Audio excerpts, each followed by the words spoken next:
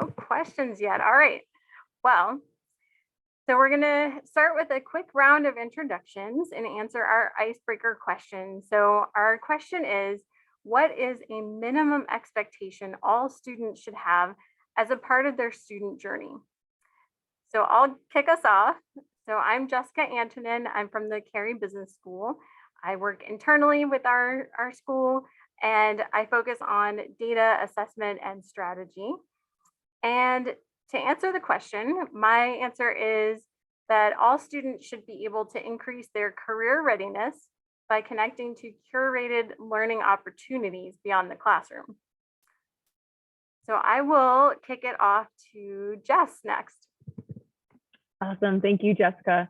So my name is Jess Harley. I'm the life design educator for student athletes here within the Life Design Lab on Homewood campus. I started about a year and a half ago, a little bit under a year and a half ago, and really excited to be part of this team.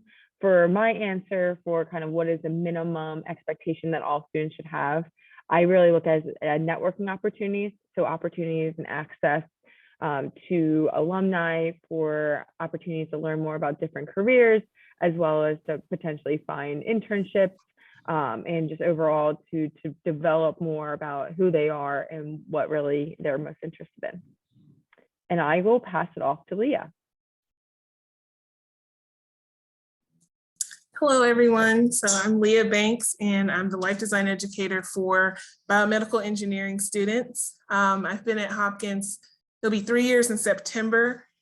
And I would say my one tip would be just managing their expectations, and that, not necessarily expecting that, they'll be given, everything, and that they have to put in the work just as much as they're wanting, whether it's internship opportunities, job opportunities, or connecting with alumni.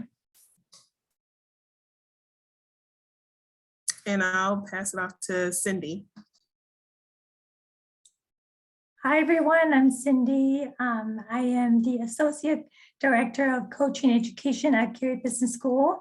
I'm recently transitioned into this role. Before that, I managed the tech employment space at Carey. A fun fact is that I'm also a part-time student in an MBA program. So it's really a wonderful opportunity to kind of see it from both the staff and the students' perspective. To answer this question, I do think for a student journey, definitely a minimum is a growth. So whether it's academic growth, professional growth, or personal growth, what does that mean to each one of the student would be different. So definitely, I think, is to be able to walk out of this opportunity, this experience with certain growth. And I would like to pass it down to Julie. Thanks, Cindy. I'm Julie Neusdorfer. I'm an associate director in the Office of Global Careers at Johns Hopkins SAIS in Washington, D.C. I've been at SAIS for almost 7 years now. And prior to SAIS, I actually, early in my career, worked at Carey in academic programs, and I did my master's at School of Ed and also did an internship at AAP. So I've had some experience at some other schools of Hopkins as well. So I think to answer the question, I feel like, our goal should be, and what students should be able to get out of their experience working with us, is to achieve a baseline level of readiness for their job search and their career search, and also to gain, sort of echoing what some other people have said, to gain education or insight into careers that they had not otherwise considered, and to get access to alumni and employers. So I know several people have already sort of touched on these things, but I think that all of those things are really important. And I also like what Leah said, because they do have to put the work in. They'll achieve that baseline level of readiness if they actually engage with us and do, the deliverables that we set out in our career course, and they engage with employers. But maybe we'll get to this later, but as we know, students don't always engage as much as they probably should to reach that level of readiness.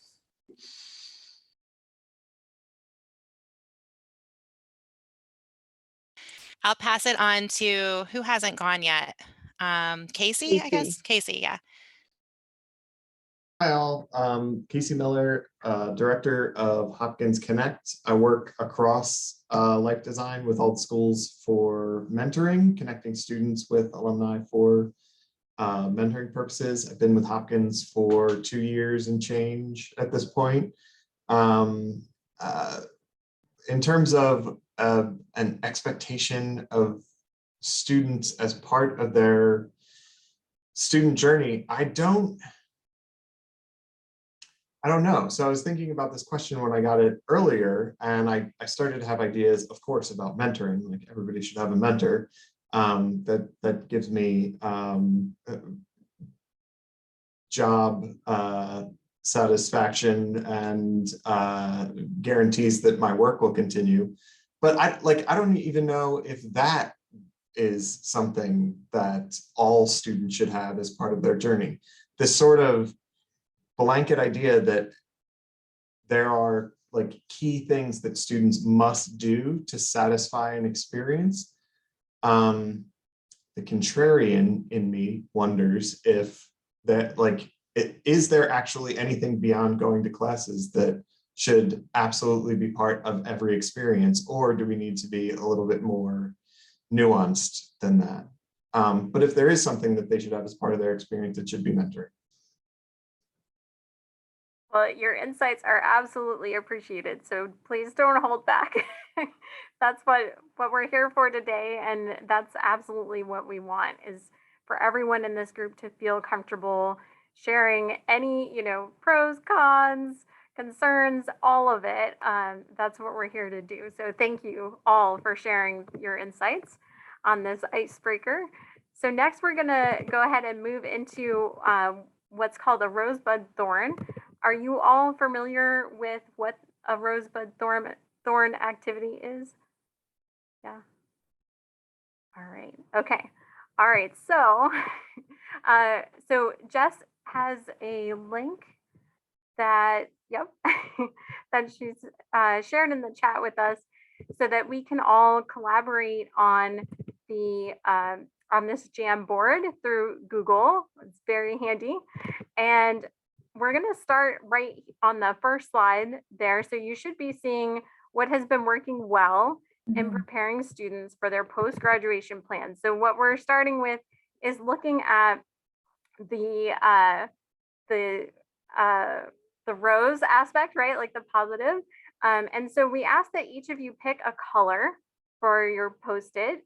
So a sticky note, and then just put your name on one of those with your color, so we know who is who as we're going through the activity.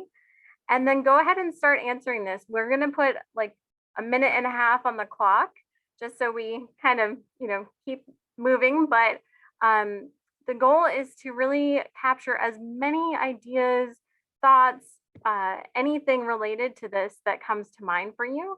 So then that way we can make sure that we capture as much as possible in that time frame. So I'll let everyone get their name down. You can go ahead and start, but I won't start the clock till we have everyone's sticky. Yeah, Leah, you can be yellow, I think, because the other colors have been selected, so you can just be yellow. And we encourage you just to really put as much, and I think everybody knows how to use the sticky. I'm sharing my screen, but if you don't, the sticky notes is just underneath the cursor. And like I said, you can just put anything that works well. So let's say networking might be something you want to do, and you can save it. And if you save it, I will move the sticky notes, so you don't have to worry about moving them, because that can kind of slow you down. So I'll be in the background moving them so that we can see them all across the board. But Just you can be. Let me add the sticky note. I don't know if it's been a while since. Are you in, and is it saying you don't have access, or you don't have? No, so it allowed for me to like change the color, but adding it to, Have you written something? Or you write your name and it's. Nope.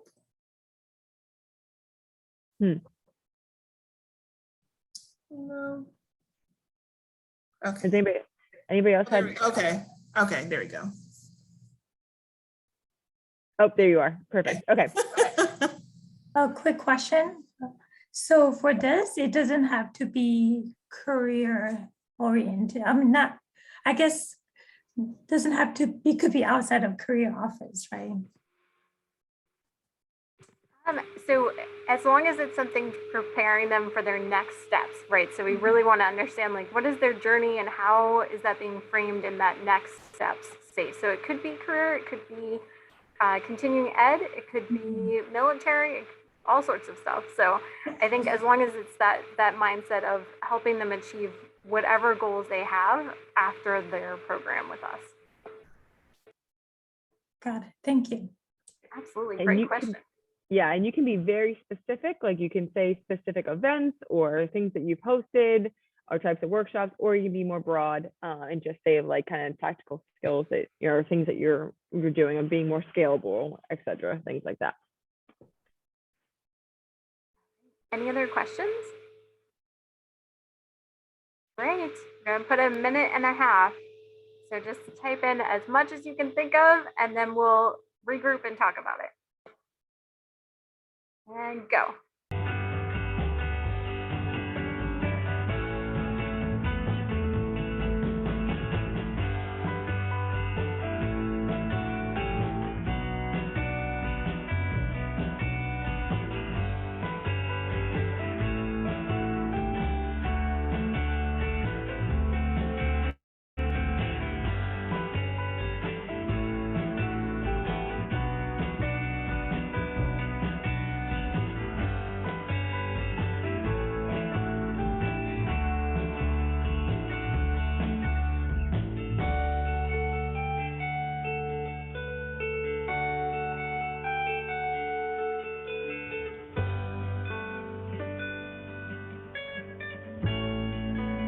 And feel free to put the same thing. So if you see somebody else put it, you can still put it down.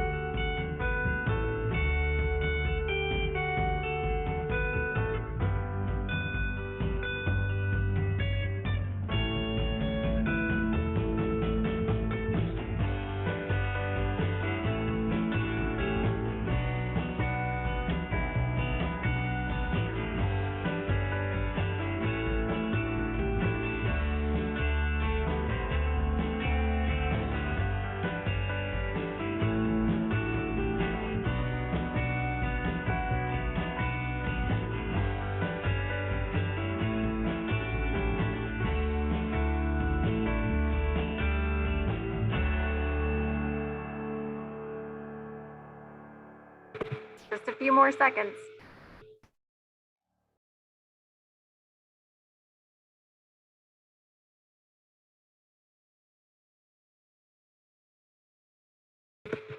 Okay. All right, so let's look at what we had. Just do you mind sharing screen real quick?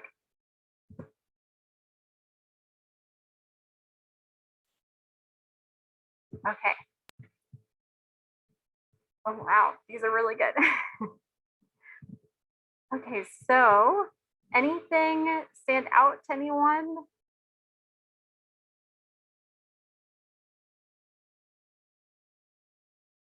Or anything surprising? Any overlap?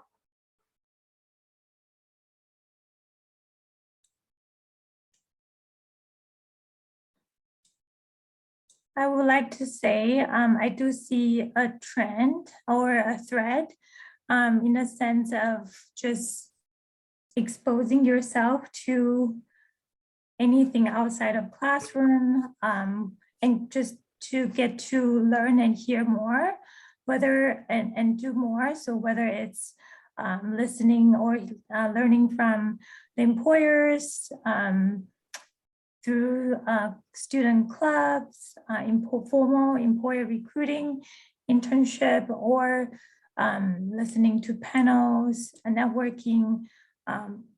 Again, just seeing the thread of doing more outside of the classroom. Yeah, I think outside of the classroom is what I was seeing a lot. But as I was listening to Cindy share her answer and look, it seems like outside of the classroom stuff it's all, I think every answer here is people oriented. So like other people as part of the process. Yeah, I agree with that. So like the theme that I saw was networking and mentoring. And so just from, I mean, I know we'll get more into details of this, but just in speaking to students, they really enjoy connecting with like the employers and alumni, especially younger alumni, and seeing, you know, being that they were just in their shoes and seeing like how their career paths have varied. So.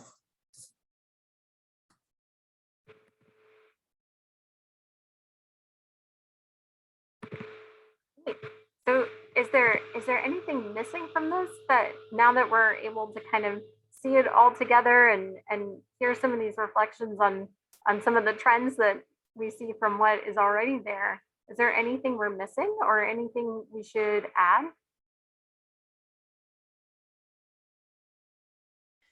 One thing, I don't know if I saw this here, and as we've been doing this, I've been thinking about other things I should have added, is partnering with faculty. We sometimes will have panels and events with faculty, and they also have, they can have connections as well that we may not necessarily have, so they can be really helpful. Yeah, definitely. And I think probably cannot possibly list all possibilities, but I see community events or volunteers working with local organizations and attending professional conferences, again, very people-oriented, and activities outside of classrooms that might be available to students.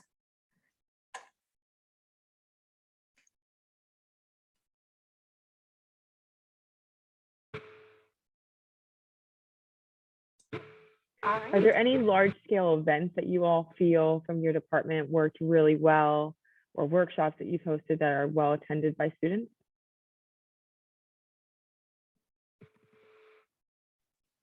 So I had put down the departmental or major specific mentoring programs. That's been really successful for engineering students and connecting with alumni and learning about, you know, different career paths that they can pursue.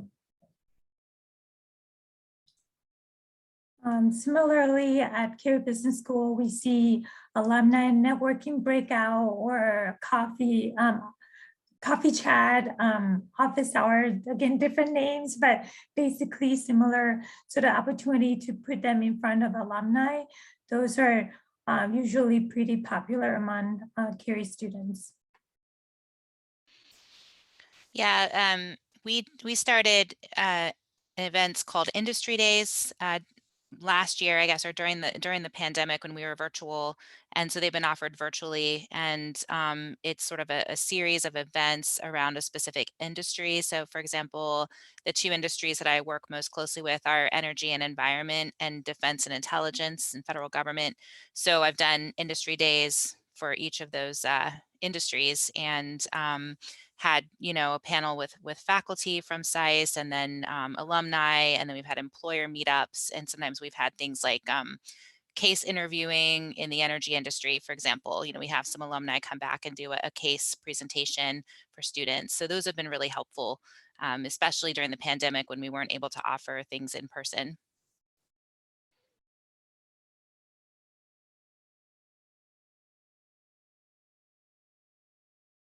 Awesome.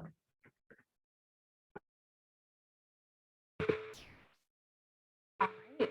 Well, I think we're ready for our next part. So the next question is, what has been working well in preparing students for their, oh, wait, I think that's what we just, What has not been working well? So maybe oh, sorry. Yep. So these are some of those thorns. So those things that maybe aren't working so well, or the events maybe you've had, or we said some of the pain points we say as well. So like there's obstacles of how, like making sure your things are more successful. So I think we will have the same a minute and a half for writing these down. And again, put down as many as you can think of. Really, if you see duplicates, it's perfectly fine. That helps to show trends. And that's why we have the colors, is just to see the similarities and differences amongst the different schools and divisions as well. So we can spend the next minute and a half just writing down some of those things. Cindy, do you have a question? Yeah, I see it's still the same board. Would it be a different page? Or- Yes, it's a different page. So if you go at the top, it says 1 out of 11. If you hit the arrow to the right, it will go into the second page, which will say what has not been working well. Oh, hold on. I can share my screen again so you can see it. So right up here at the top, there are arrows, there's 1 out of 11. So you'll just go to the right and then Oh, I the see. 2 out of 11. Thank you. Any other questions before we start the clock? All right, okay, and go.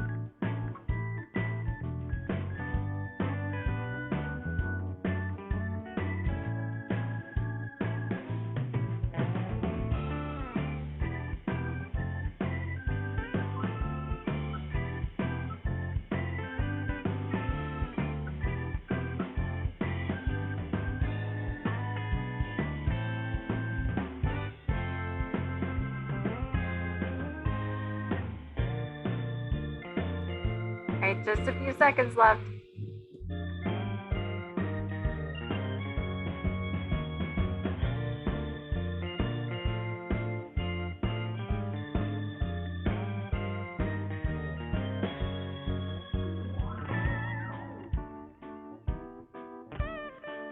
Great. Okay, so let's see what we have.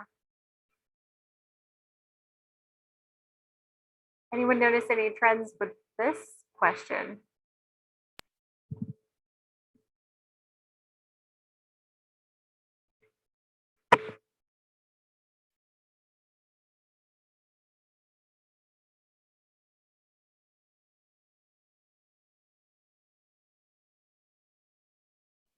Students are really busy.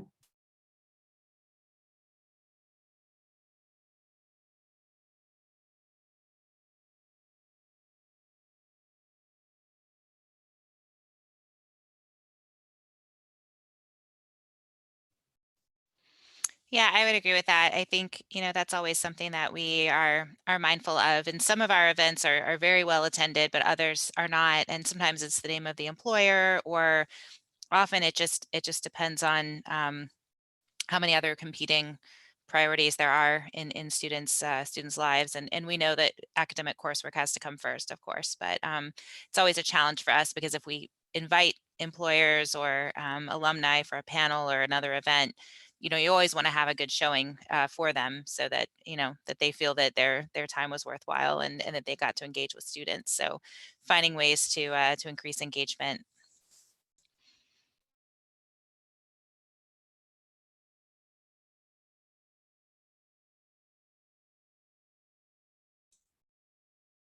Definitely the attendance, engagement looks like a big pain point, and also the expectation.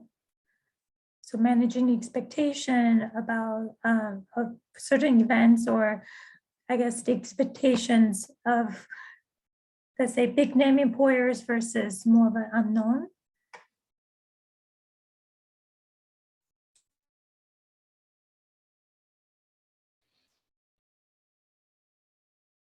Yeah, that's a really good point about how to increase student. I mean, there could be an employer that is a really great fit, but maybe it just doesn't have the name recognition. So getting students to, to actually show up for that is always hard.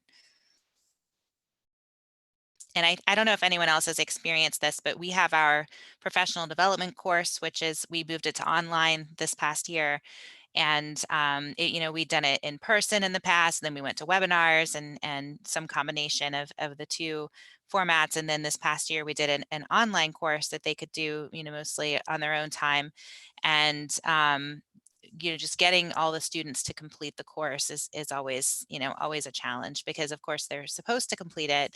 We say that it's required, but the reality is we're not, there's no real consequence for not completing it. It's just that the student is not as prepared with their, their baseline, deliverables, their resume, their cover letter, their networking email, and those types of things. I don't know if anyone else has experienced that, or had any strategies for how to get students to complete their course. And is the PDC course, is that credit-based or non-credit? No, it's non-credit. So SAIS is very strict about not offering credit for anything like that. They won't offer credit for internships as well. And that's been an issue for us, because some employers have now wanted academic credit in lieu of payment. That's been a trend in recent years, and other schools in DC, that are competitors of SAIS, do offer the credit.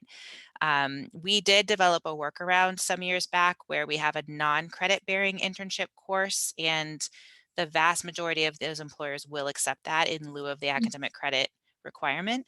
There was one employer that for years held out and they wouldn't accept it, and our students had to unfortunately lose out on doing the unpaid internships there, but then they finally came around.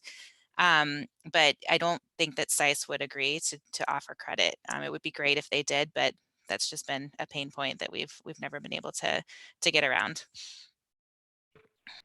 Is that captured on here? I'm not sure if we captured well,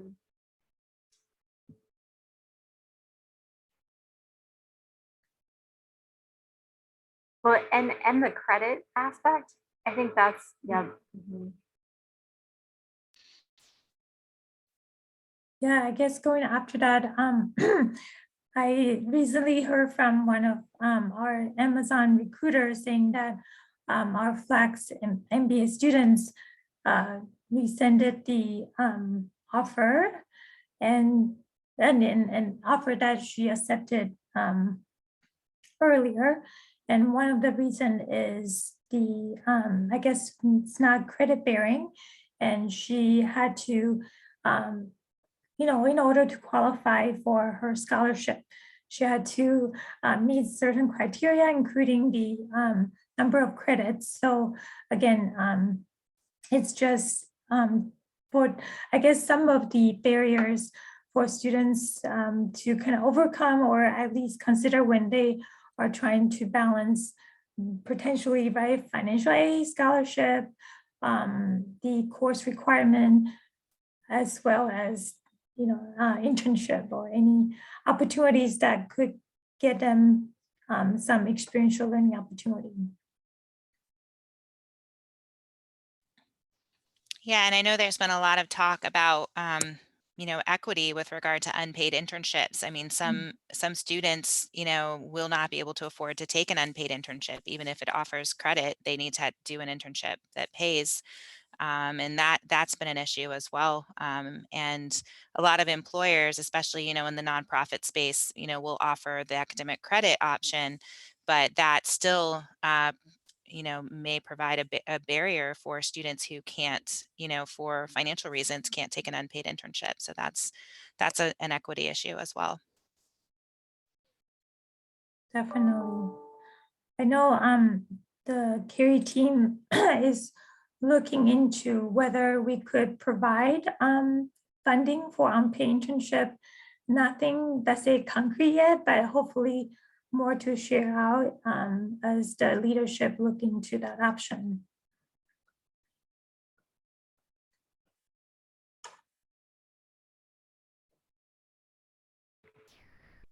This is great. Are there any additional pain points or aspects that you can think of either from seeing these and hearing the discussion or just in your own work that is starting to come to light? I'm not sure if it's already included in the stickies, but something I think is one of the pinpoint is that student didn't know the timeline of, I guess, the stages of when they should be ready. Let's say whether it's resume applications or interviews. So I noticed some of our students at Carey might miss the sort of key milestones. So just to know when they're expected to, let's say, do certain preparation could be helpful and put it under their radar so that they could be prepared. And when you say timelines, do you mean at Carey? Do you mean academically or employer industry related?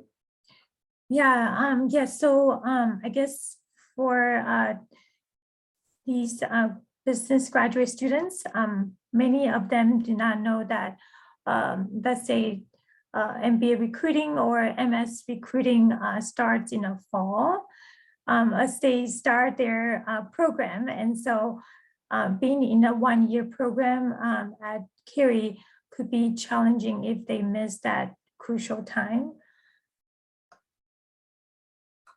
The time in the fall to get prepared and even submit their application.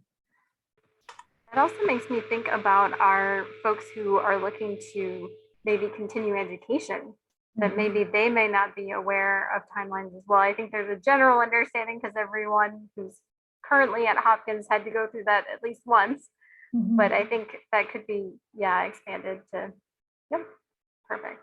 Yeah, and even for flex students, for example, if they are working and going to school, again, talking about competing priorities, what would, how would they, their day look like or schedule look like?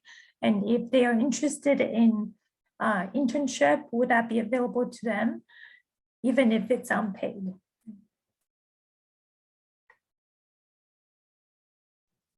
Yeah, so to Cindy's point, I actually was going to comment on just having a better understanding of the employer's recruiting timelines would be helpful in us, promoting it to students, but also to something that we found, or a challenge that we came across in the Life Design Lab, is that in this virtual space due to COVID, a lot of companies, employers started to put on their own info sessions and didn't really need us per se. So I would say that that was challenging in that we didn't know, when they were recruiting for, internships or jobs. So maybe getting back on track to, co-facilitating those type of workshops would be good. Agree, Leah. I think this last 2 years probably look very different for our the work that we do, and sort of what does it mean, right? To have this space and this resource through University Career Service or the IOD. It's something that we definitely we talked about as well. But did that not work well for students, or did that not work well for us?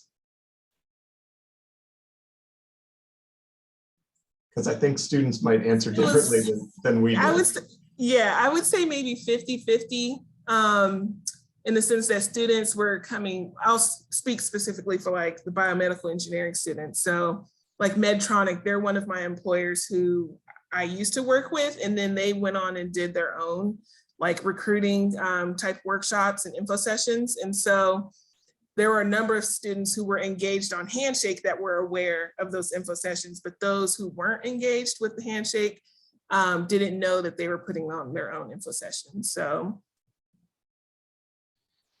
Yeah, that's happened with some of our employers as well. I've noticed we used to host these, info sessions with them, and then they just started doing their own, and it's on Handshake, and and sometimes students are telling us about it, and it's like, oh, okay.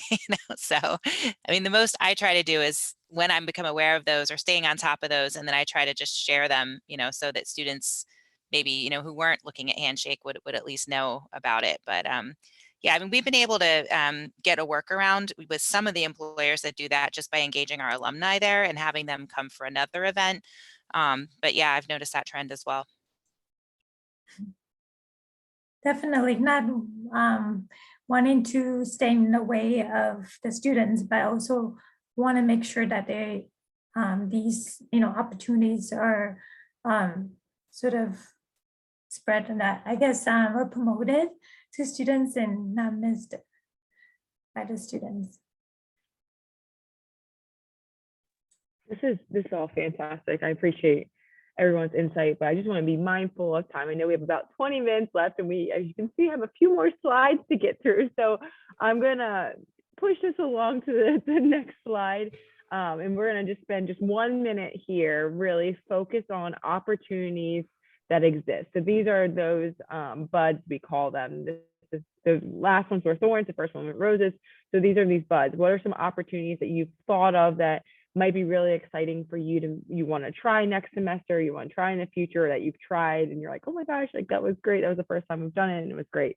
So what are some of these kind of rising stars that you have in the horizon? And if you can spend just 1 minute working on filling these out, then we'll probably move us on to our current and future state of the student journey. Any questions? Awesome, thank you.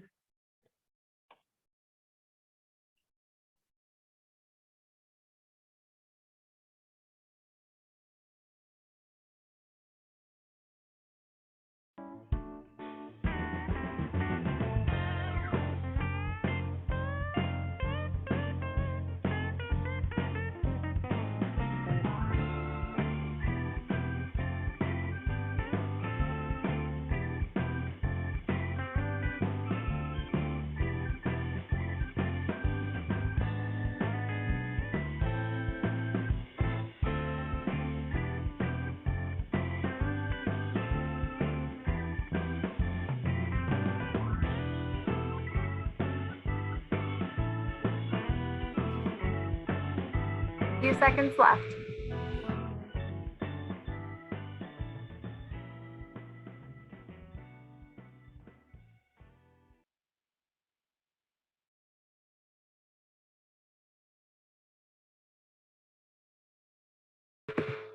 All right, and time. Let's see.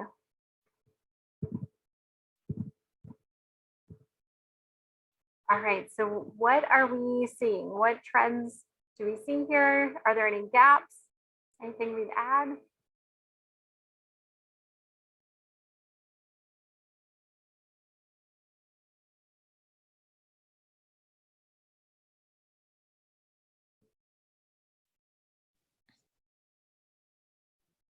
I see a lot of collaboration, it seems, amongst campus partners, and then also like alumni and employers. I didn't get a chance to put this, but something I saw that worked this year was doing a co-facilitated workshop, like professional development workshop with a recruiter from a company that went really well with students.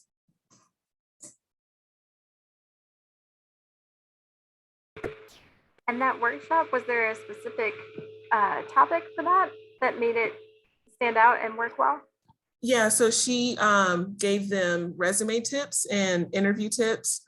The resume portion of the workshop went over really well because students, it's one thing they can hear from us, but to hear from a recruiter who's telling them what they specifically are looking for and like how to, format the resume was really helpful.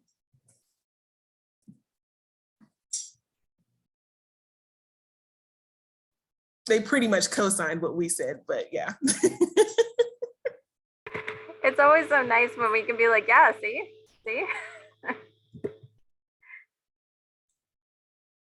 I do see also just a lot of opportunity to collaborate across different departments, different units, or even different universities and schools.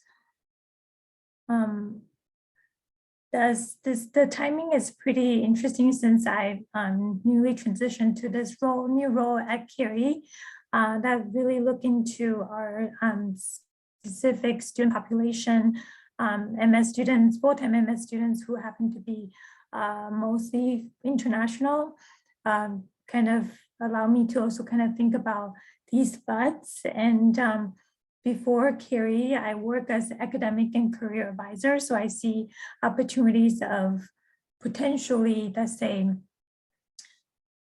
either working with academic advisor or just really combine the service of that academic interest and what that means for career.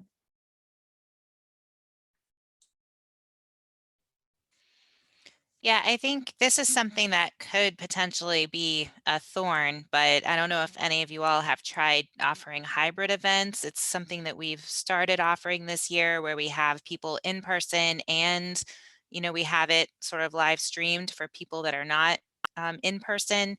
And one event that we did in that format, the challenge was getting the people to actually show up in person because only about half the registered people showed up. And more students ended up just watching the webinar version. So now we're sort of saying, are we going to actually do it this way, or are we going to offer things just in person? But then we feel like, especially and I know all of our campuses I think have online students or students that aren't based in the Baltimore or DC area. We want those events to also be accessible to those students as well. So it's always a challenge is, if we're going to have something in person and having people there in the room, but if that option exists to do it online, then sometimes, students might say, well, I was going to go in person, but I'm just going to not have to worry about going to campus. And I'll just turn on my computer from home. So it'll be interesting to see how it works going forward. Yeah, thank you for bringing that up. The Curie Business School is also working on a larger event called MBA Summit.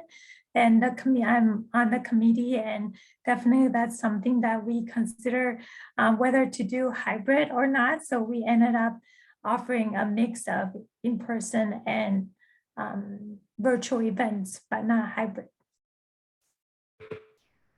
These are all excellent points. And I think that's bringing us to the next portion before we run out of too much time. So this is just an image to help us kind of visualize the idea here, but basically we're going to try to come up with some pieces around our current and future state regarding the very beginning when folks are first, exactly, that what are those most impactful touch points of the student journey pre-JHU to orientation. So they're not quite with us 100%. But if you could just help kind of capture some of those pieces real quickly, we'll put a minute on the clock and keep it moving. And it's okay if you feel like these are things that you are currently doing. And if you're not doing anything in that space, that is perfectly okay not to put it. But we really are trying to get an idea of what's going on pre-JHU to that orientation, like end of orientation time.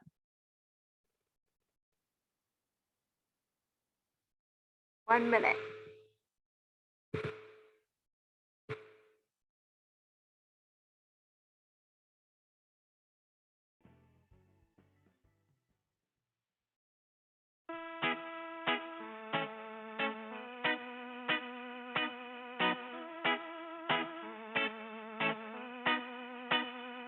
Question?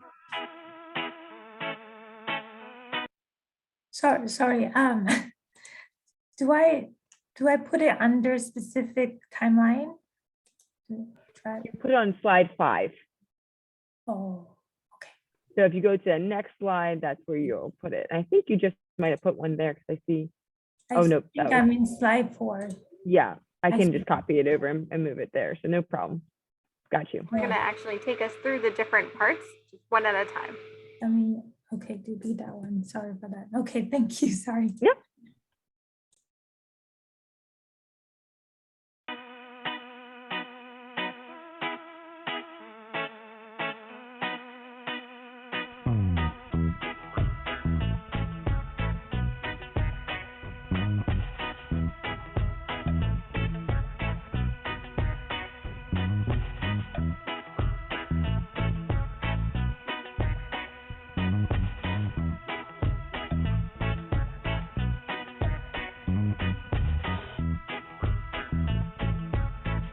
seconds.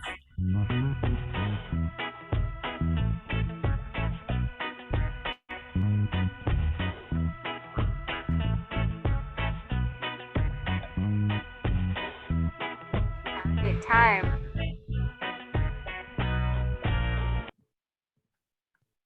Okay. Jessica, we might want to just move on to that next one and then we can maybe review at the end, potentially. Yeah, absolutely. We do want to capture as much thoughts from you all today as possible. So yeah, we're gonna slide over literally to slide 6. So now we're looking at the most impactful touch points of the student journey at orientation to the midpoint of their academic career. So what you see during that time frame, just helping us document what are those most impactful touch points from your point of view and or in those shoes of the student. Any questions?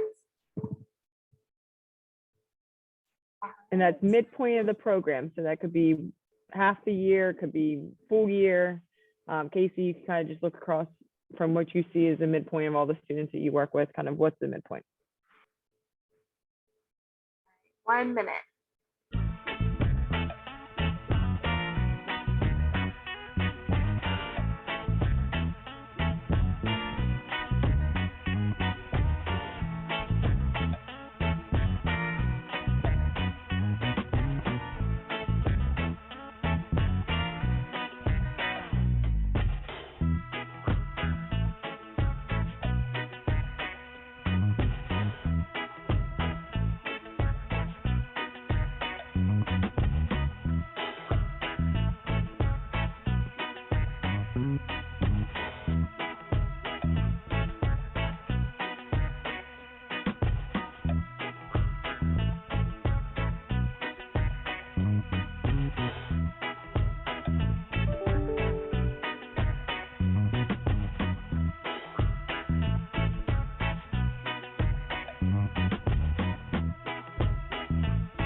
Few more seconds.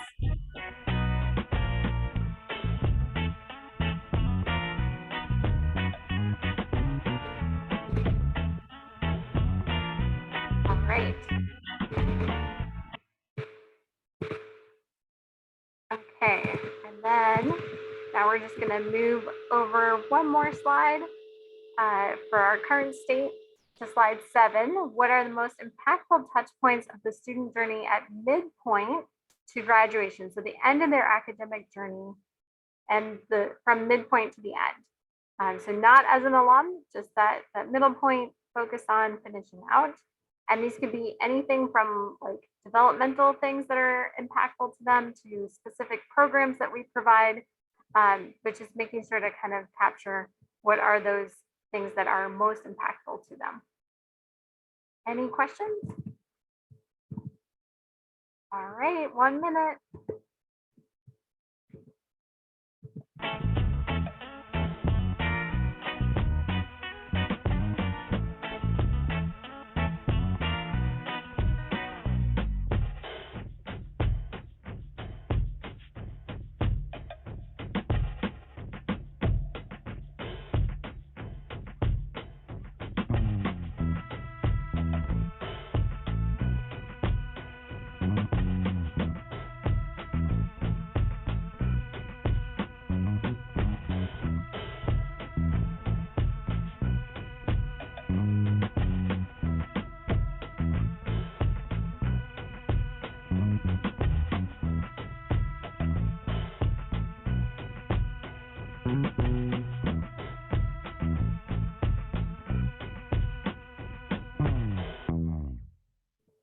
Just a few seconds.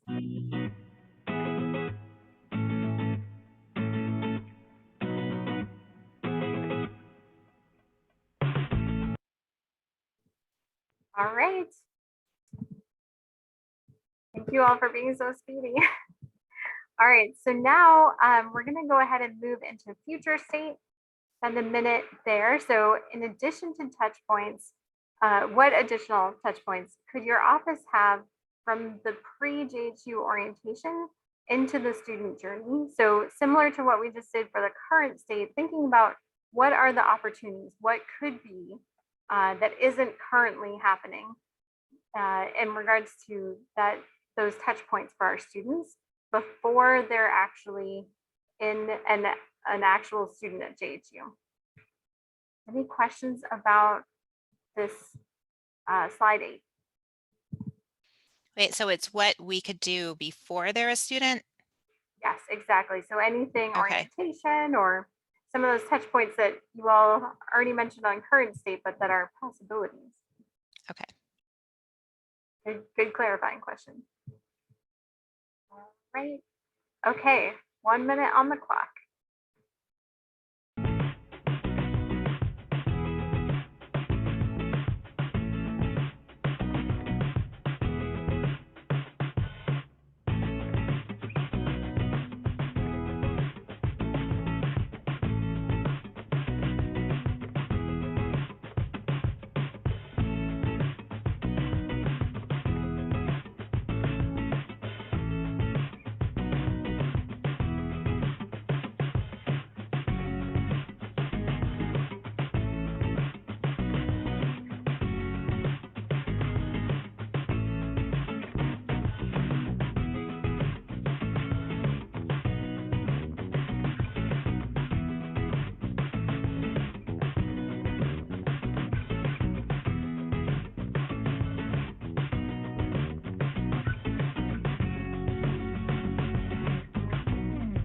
Just a few seconds.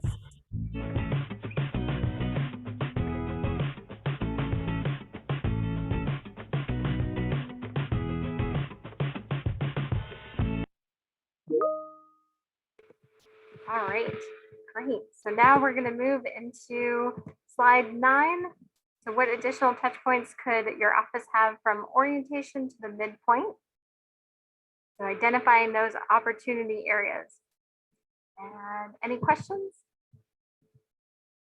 All right, 1 minute on the clock.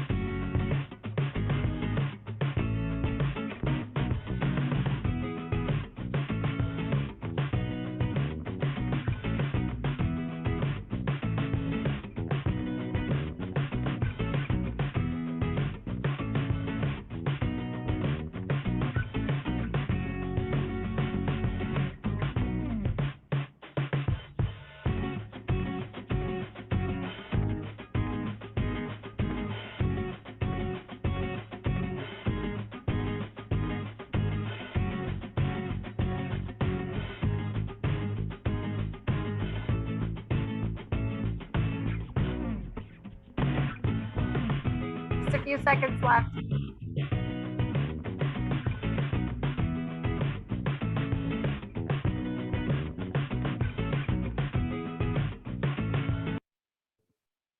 All right, so we are just about at 3 and we want to be very respectful of your time. Thank you so much for sprinting with us. Towards the end of this, you do have access through this link. So feel free to add to this board. I know we were moving really quickly, but your input is so valuable and important to this process. So we don't want to just completely cut it off here. And so hopefully you can take a look at that. We'll be doing this through this week. So yeah, any final closing remarks, Jess? Oh, you're muted. Yeah, I was just trying to get myself Okay. on mute. Yeah, I would just say thank you so much for participating in this. This is super helpful for us. This is our second of our third one, so we're constantly learning as we're doing this and trying to perfect that. So if you have any feedback on ways that this might be better to utilize, if Jamboard was maybe not the best tool to use, or if you think more discussion would be better, we're always open to that. And if you would like to meet with any of us kind of one-on-one to discuss kind of any of these questions, Jessica, me, and Paul are all very much so welcome to meeting with you all to have more in-depth conversations on what your student journey really looks like at your respective schools. So please just let us know. Next week, we'll be focused on all of our student ones, and we have representatives from all different schools. So we're very excited for those, and we'll keep you updated as we go about having our student journey. You might be our first people that we send it to before we even present to Farouk, so we have a little bit of feedback. Thank you for Would you the all have any? opportunity. Yeah, I was gonna say, do you all have any questions before we leave? Awesome. Thank you so for your much. time. Thank you so much. This was Thank really you. great. Good to connect with you guys. Yes, you Yes, too. for sure. Bye. See ya.